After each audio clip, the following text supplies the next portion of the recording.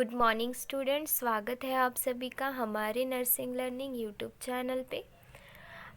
आज हम देखने वाले हैं ESIC का 2019 शिफ्ट 2 का क्वेश्चन पेपर। हमने फर्स्ट 50 क्वेश्चंस देख लिए हैं।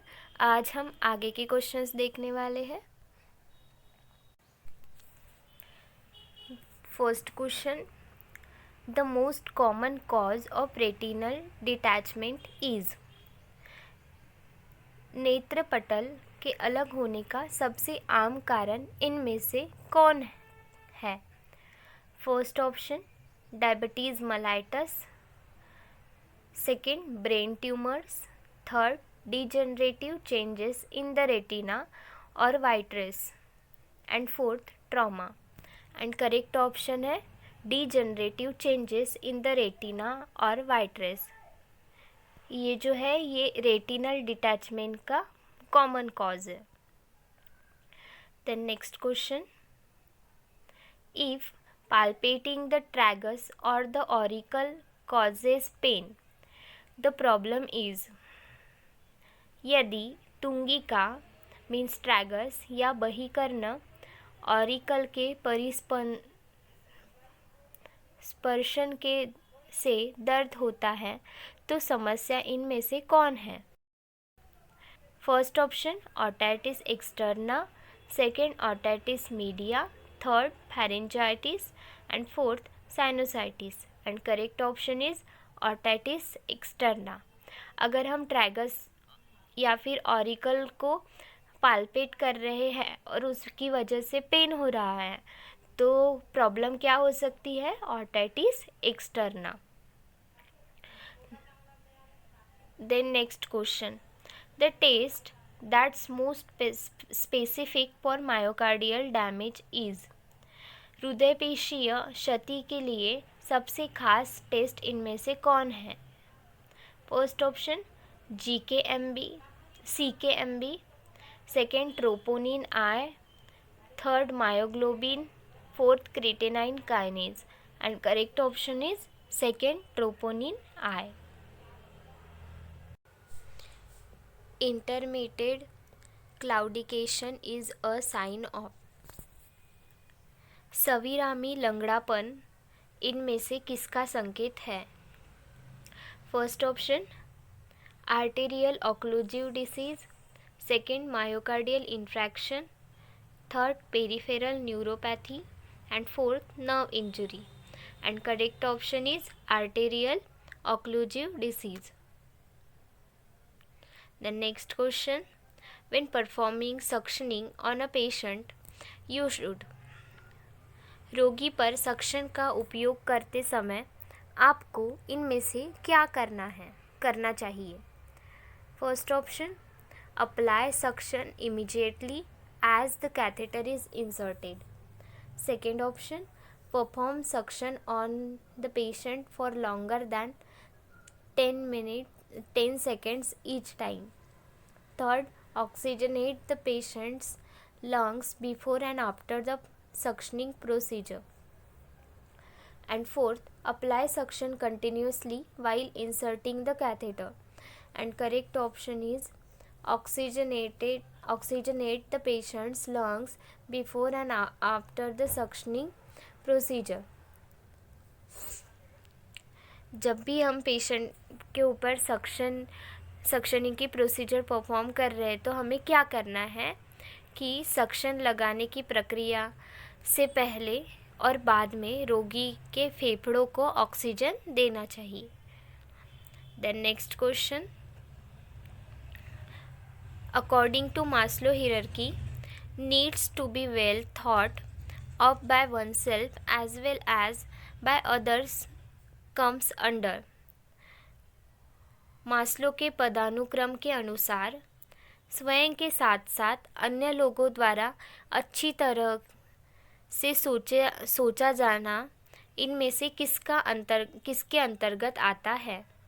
First option physiological needs, second security and safety needs, third self esteem needs, and fourth self awareness needs. And correct option is self esteem needs. Means आत्मसम्मान की आवश्यकता। Then next question, unattractive man selects the expensive, stylish clothes to draw attention to himself. The defense mechanism exemplified here is, अनाकर्षक व्यक्ति खुद पर ध्यान आकर्षित करवाने के लिए महंगे और स्टाइलिश कपड़े चुनता है। यहाँ पर किस तरह के रक्षा तंत्र का उदाहरण दिया गया है? First option compensation, second conversion, and third denial, and fourth dissociation, and correct option is compensation. Next question, voluntary rejection of unacceptable thoughts or feeling from conscious awareness is called, सचेत जागरूकता से अस्वीकार्य विचारों या भावनाओं की स्वैच्छिक अस्वीकृति को क्या कहा जाता है?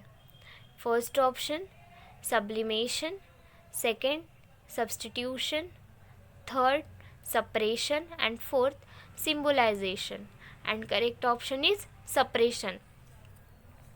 जब भी हम voluntary rejection of unacceptable thoughts और feelings from the conscious awareness is called as suppression. Then next question, a mental illness specific to certain Indian populations where there is a several anxiety and hypochondriacally concern is called.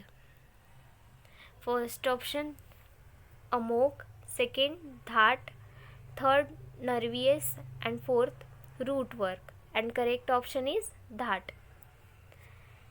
क्या था ये question? निश्चित भारतीय आबादी के लिए खास उस मानसिक बीमारी को क्या कहते हैं जहाँ गंभीर व्यग्रता और रोग भ्रम की चिंताएं होती है? तो इसका आंसर है धात।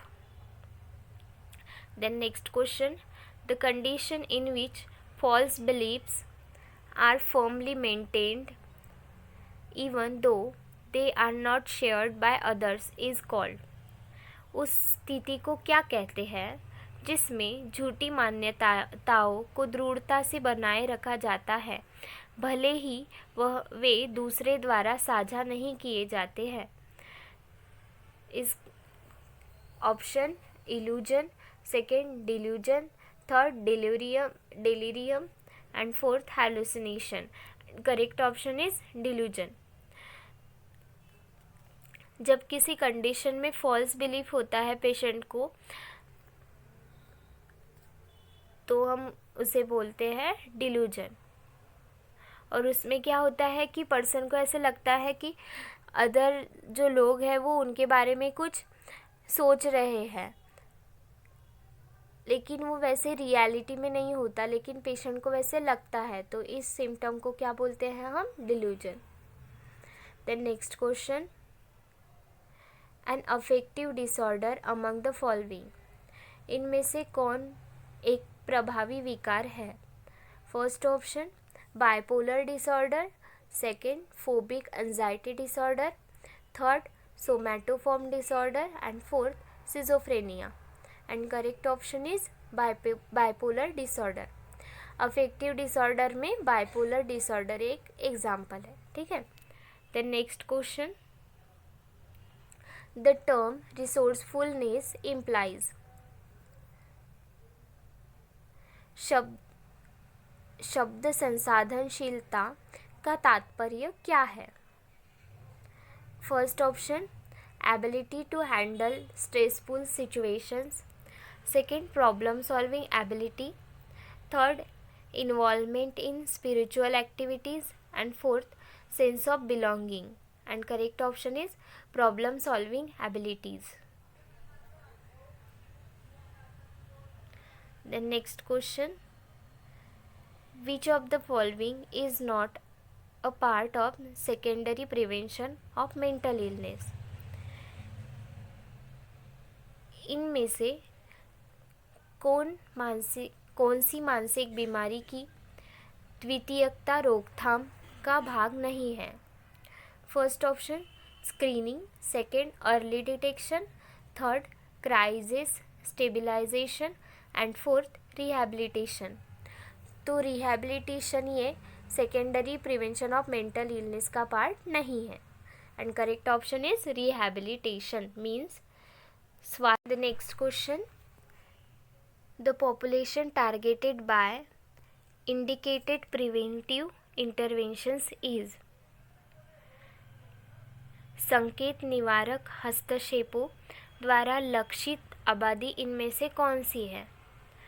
First option high risk individual, second grievance families, third general population and fourth age specific population, and correct option is high risk individuals. Then next question, the full form of gas in the context of response to stress is। तनाव की प्रतिक्रिया के संदर्भ में gas का पूर्ण रूप क्या है? First option general alarm syndrome, third second general adaptation system, third general adaptation syndrome,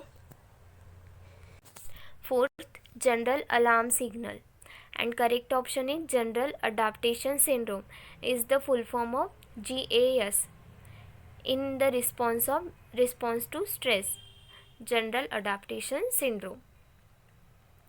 The next question, the third phase of body's adaptation to stress is। तनाव में शरीर के अनुकूलन का तीसरा चरण इनमें से कौन सा है? First option reaction, second resistance, third exhaustion and fourth rebound, and correct option is exhaustion means थकावट। Next question, neuroleptic drugs are also known as. मनोवियोजिक औषधि वर्ग दवाओं को रिक्त भी कहा जाता है।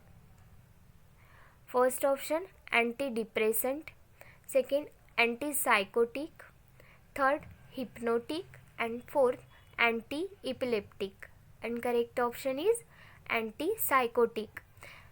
Anti psychotic drugs are also known as the neuroleptic drugs. Then next question, the minimally invasive technique by which thin insulated lead wire with electrode neurostimulator is surgically implanted in the brain is called। कम मात्रा में तेजी से फैलने वाली उस तकनीक को क्या कहते हैं जिसके द्वारा इलेक्ट्रोड के साथ पतली रोधी मुख्य तार को मस्तिष्क में सर्जरी द्वारा प्रत्यारोपित किया जाता है? First option electroconvulsive therapy, second transcranial magnetic stimulation, third functional MRI and fourth deep brain stimulation, and correct option is deep brain stimulation. जब सर्जिकल इम्प्लीमेंटेशन करके सर्जिकल इन्वेजिव प्रोसीजर करके ब्रेन में thin insulated lead wire with electrode implant करते हैं brain में, तो उसे क्या कहते हैं? Deep brain stimulation. Then next question, a scale that can not be used to assess a subject for a mood disorder. मनोदशा विकार हेतु किसी विषय का आकलन करने के लिए किस स्केल का उपयोग नहीं किया जा सकता है? First option Hamilton rating scale, second Edinburgh inventory, third Wakefield questionnaires and fourth Beck inventory, and correct option is Edinburgh inventory is not this scale is not used to assess the subject of mood disorder.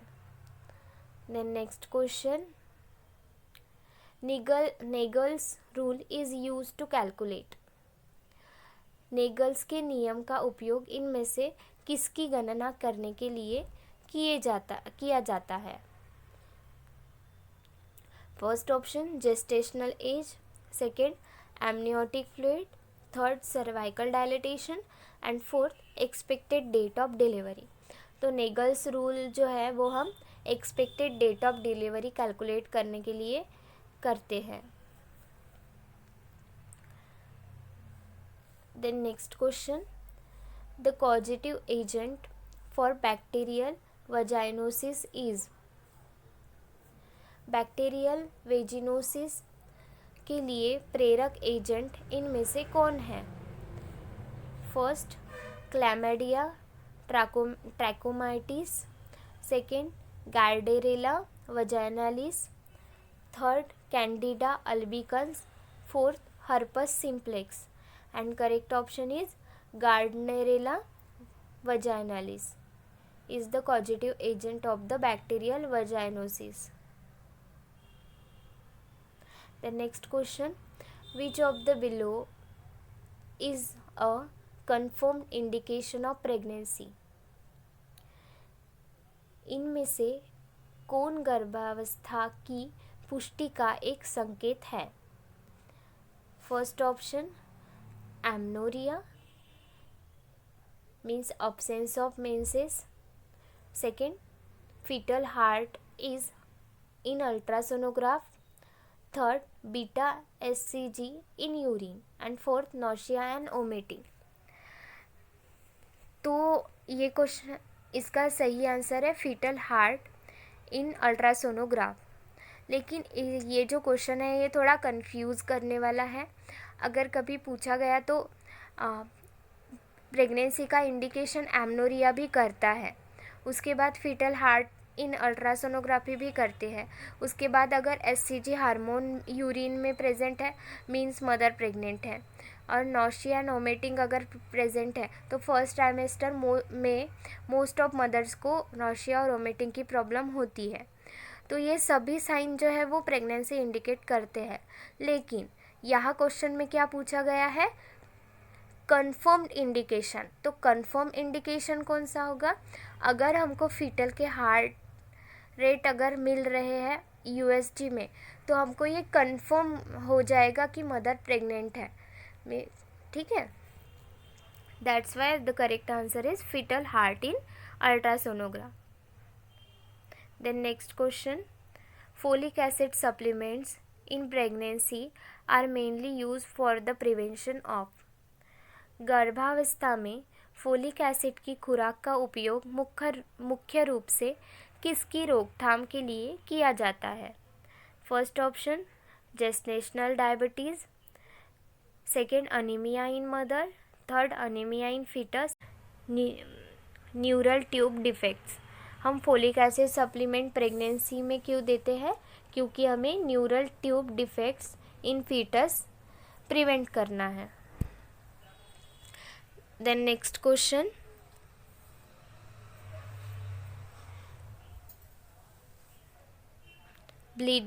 bleeding in the first trimester with no uterine contraction or pain and no dilatation of cervix indicates. गर्भाशय के संकुचन या दर्द के साथ पहली तिमाही में रक्तस्राव होना और गर्भाशय ग्रीवा या पतला होना क्या बताता है? First option threatened abortion, second inevitable abortion, third complete abortion and fourth missed abortion. And correct option is threatened abortion. अगर फर्स्ट ट्राइमेस्टर है मीन्स पहले 3 महीने जो है ड्यूरिंग प्रेगनेंसी मदर को ब्लीडिंग हो रही है लेकिन यूटेराइन कॉन्ट्रैक्शन भी नहीं है और पेन भी नहीं है और सर्विक्स जो है वो डायलेट भी नहीं हुआ है लेकिन ब्लीडिंग है, तो ये कौन सा अबॉर्शन, कौन से टाइप का अबॉर्शन होगा? Threaten abortion. Then next question, which of the below is true with regard to pregnancy induced hypertension? गर्भावस्था से प्रेरित उच्च रक्तचाप के संबंध में इनमें से कौन सा सही है? First, there is a rest BP before 24 weeks of gestation. Second, it is called as the gestational hypertension. Third, proteinuria is usually present. And fourth, visual disturbances are always present. And correct option is, it is also called as the gestational hypertension. अगर mother को during pregnancy hypertension की problem हो रही है तो हम उसे क्या बोलेंगे? Gestational hypertension. जेस्टेशनल ये वर्ड ऐसा है, जब भी कोई भी अदर कॉम्प्लिकेशन या फिर डिसीज़ मदर में दिखता है ड्यूरिंग प्रेगनेंसी, उनको पहले नहीं होता है लेकिन जब वो प्रेग्नेंट हो जाती है उसके बाद अगर उनमें कोई भी डिसीज़ या कॉम्प्लिकेशन दिख रहा है तो हम उसके लिए जेस्टेशनल वर्ड यूज़ करते हैं. अगर मदर को पहले डायबिटीज़ नहीं था लेकिन अभी हुआ है ड्यूरिंग प्रेगनेंसी तो हम उसे बोलते हैं जेस्टेशनल डायबिटीज़. वैसे ही अगर हाइपरटेंशन हुआ है आफ्टर प्रेगनेंसी तो हम उसे कहेंगे gestational hypertension. Then next question, which of the below is not a component of HELLP syndrome? इनमें से कौन HELLP सिंड्रोम का एक घटक नहीं है? First option hemolysis, second elevated liver enzymes, third bleeding per vagina, and fourth low platelets count. And correct option is bleeding per vagina is not the component of HELLP syndrome. बाकी जो hemolysis, elevated liver enzyme और low platelet count है ये जो है HELLP syndrome के components है. Then next question, the normal order of events taking place during the second stage of labor. प्रसव के दूसरे चरण के दौरान होने वाली घटनाओं का सामान्य क्रम इनमें से कौन सा है? First option descent, internal rotation, crowning, extension and flexion. Second option descent, flexion, crowning, extension and internal rotation. Third option descent, flexion, internal rotation, extension, crowning. Last option descent, flexion, internal rotation, crowning, extension. And correct option is descent होगा पहले baby, फिर थोड़ा सा flex होगा, flex होने के बाद internal rotation, internal rotation के बाद क्राउनिंग और क्राउनिंग होने के बाद एक्सटेंड होगा, उसके बाद एक्सपेल होगा. तो करेक्ट ऑप्शन है फोर्थ. हमने प्रीवियसली लेबर के ऊपर एक वीडियो बनाया था, उसमें आपको और क्लियर मिल जाएगी information. Then next question, Schultze method and Matthews Duncan method describe. Schultze विधि और मैथ्यू डक्कन विधि में किस बारे में बताया गया है? First option delivery of the presenting part, second method of detachment of placenta, third ways of presentation of fetus, and fourth ways to monitor the fetal heart rate. And correct option is method of detachment of placenta is described in the Schultes and the Matthew Duncan method. Then next question, fine downy hair normally found abundantly in premature babies is called. अपरिपक्व शिशुओं में आमतौर पर प्रचुरता से दिखने वाले बालों का झड़ना क्या कहलाता है? First option vernix, second lanugo, third naevi and fourth caput. And correct option is lanugo. The next question, when there is a possibility of locked twins being born, जुड़े हुए जुड़वा बच्चे के जन्म लेने की संभावना कब होती है? First option, first twin has breech and the second twin has a cephalic presentation. Then second option, first twin has cephalic and the second twin has the breech presentation. Then third, dichorionic diamniotic twins, and fourth, fraternal twins. And correct option is first twin has a breech presentation and second has the cephalic presentation रहा तो lock twins born होने की possibility होती है। आगे के questions हम next video में देखेंगे। Thank you.